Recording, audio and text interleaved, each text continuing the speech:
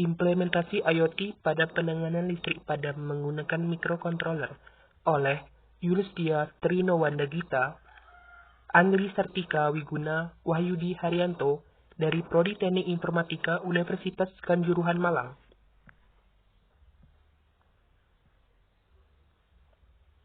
Latar belakang. Masyarakat saat ini mengalami banyak peningkatan terhadap kebutuhan konsumsi energi listrik. Namun, ada kalanya dilakukan pemeliharaan trafo distribusi tersebut, artinya listrik yang didistribusikan ke pelanggan akan padam dengan waktu cukup lama. Lama penggantian trafo distribusi dibutuhkan waktu yang cukup lama, antara 4-5 jam tergantung lokasi penggantian trafo distribusi tersebut. Dengan demikian, KWH listrik tidak dapat terjual dengan maksimal dan pelayanan kepada pelanggan jadi terganggu. Di sisi lain, pelanggan akan merasa kecewa karena listrik yang dinikmati sedang dipadamkan karena ada pemeliharaan trafo distribusi. Dan juga PT PLN Persero tidak dapat menjual listrik dengan maksimal. Maka, sebuah sistem dirancang untuk melimpahkan beban trafo distribusi yang padam ke trafo distribusi lainnya yang tidak mengalami pemadaman. Artinya, pelanggan yang harusnya merasakan pemadaman listrik masih dapat menikmati pasokan listrik dan KWH listrik tetap terjual dengan baik. Dan dengan adanya alat ini bisa membantu pelanggan mengetahui pemadaman listrik tanpa menunggu laporan. Tujuan dan manfaat. Tujuan penelitian dan pengujian ini dimaksudkan untuk mendapatkan evaluasi terhadap rangkaian, agar diperoleh kinerja yang lebih baik dan dapat dipergunakan secara maksimal, termasuk untuk membuat sistem pengendalian listrik dari trafo distribusi agar dapat bekerja dengan maksimal dan dapat mengatasi masalah listrik padam. Manfaatnya, dengan adanya alat ini dapat mengetahui dengan cepat trafo distribusi mana yang mengalami padam tanpa menunggu adanya laporan dari pelanggan bahwa listrik mengalami padam. Metode penelitian. 1. Perancangan diagram blok sistem. Sebelum merancang sebuah sistem, haruslah dibuatlah sebuah diagram blok untuk menjelaskan alur dari sistem yang akan dibuat secara keseluruhan. 2. Perancangan sistem operasi LVCB. Perancangan sistem LVCB ada dua, yaitu pengoperasian manual dan pengoperasian otomatis atau jarak jauh. Pengoperasian dengan cara manual yaitu dengan membuat rangkaian yang terdiri dari kontaktor magnet, tombol push button, dan kabel rangkaian. 3. Perancangan GPS. Pada sistem ini, GPS digunakan untuk mengetahui lokasi terjadinya trafo distribusi. GPS dipasang pada tiap-tiap trafo distribusi guna percepatan pemadaman akibat gangguan trafo distribusi dan juga untuk mengantisipasi dari pencurian peralatan listrik pada panel trafo distribusi. Metode penelitian selanjutnya, yang keempat, perancangan kontraktor magnet.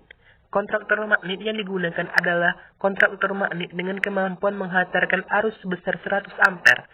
Sumber tegangan atau catu daya utama kontraktor magnet menggunakan baterai 12 volt DC yang kemudian dirubah menjadi tegangan 220 volt AC dengan menggunakan inverter DC to AC.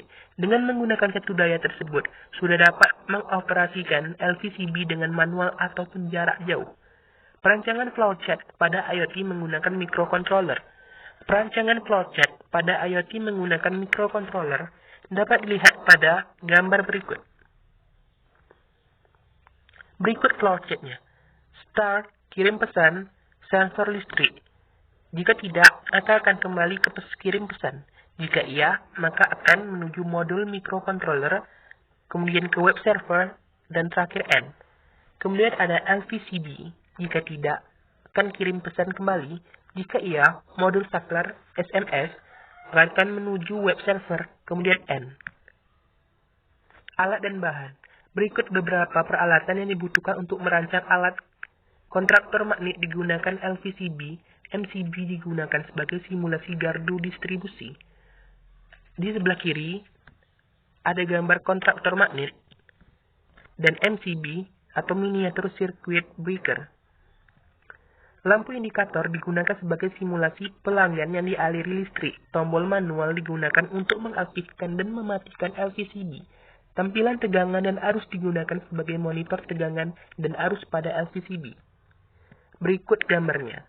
Ada lampu indikator, tombol manual, dan tampilan tegangan arus. Kemudian selanjutnya, ada modul saklar SMS yang digunakan sebagai alat yang dapat mengaktifkan dan mematikan LVCB melalui SMS. Tombol reset digunakan apabila terjadi error pada rangkaian. Trafo digunakan sebagai sensor tegangan yang masuk pada rangkaian microcontroller. Seperti ini gambarnya. Ada modul saklar SMS, tombol reset, dan trafo step down. Rangkaian microcontroller digunakan sebagai modul yang dapat mengirimkan pesan pemberitahuan bahwa listrik mengalami padam. Modem GSM digunakan sebagai pengirim dan penerima pesan yang terhubung dengan microcontroller. Relay digunakan sebagai pengunci rangkaian kontrol. Berikut di bawah ini contoh gambarnya. Ada rangkaian microcontroller, modem GSM, dan juga relay. Kemudian ada antena, digunakan sebagai pengikat sinyal dari modem GSM. Kabel listrik digunakan untuk merangkai peralatan. Kabel pelangi digunakan untuk menghubungkan keluaran sensor tegangan dengan microcontroller.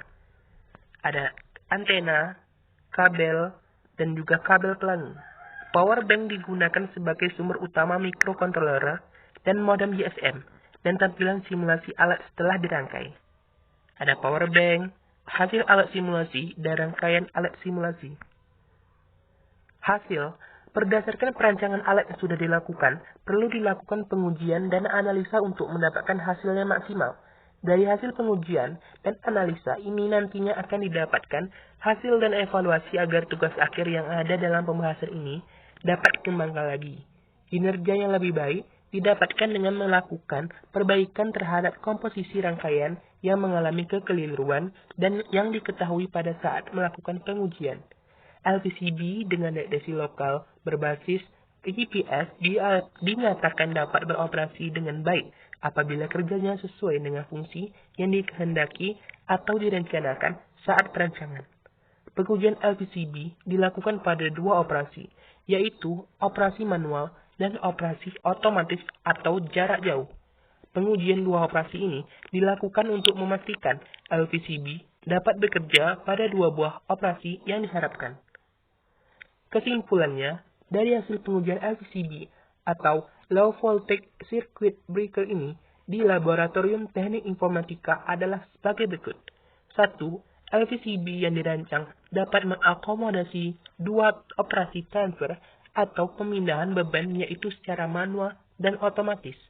Yang kedua, dengan adanya LVCB dan alat deteksi lokasi ini dapat mempercepat pekerjaan penormalan listrik yang padam. Yang ketiga, alat ini dapat bekerja dari jarak jauh.